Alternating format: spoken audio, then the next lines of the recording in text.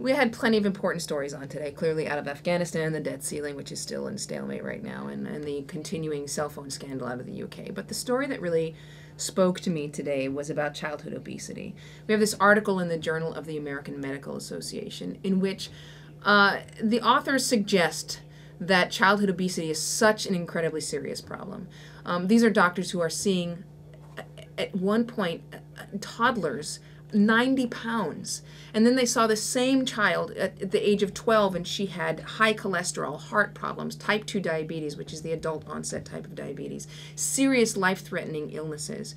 And they have to ask themselves as doctors, at what point do we remove the child from the home environment that is possibly killing them?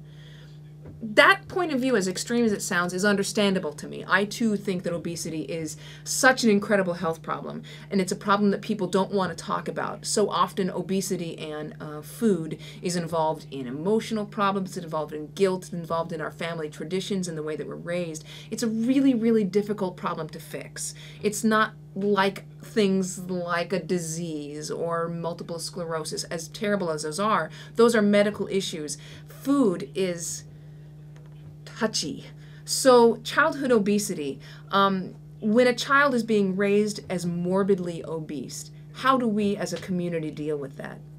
Do we remove them out of the parent's home? It's an extreme solution, and from my opinion, it is too extreme. However, I agree with one listener who said at that point we do have to take some action. At this point, we do have to approach it as a health problem. The same way we would advise a parent to stop smoking. A doctor, a pediatrician tells parents stop smoking, and they send them through classes and they try to educate them on what that does to their kids' health. We should do the same thing with childhood obesity.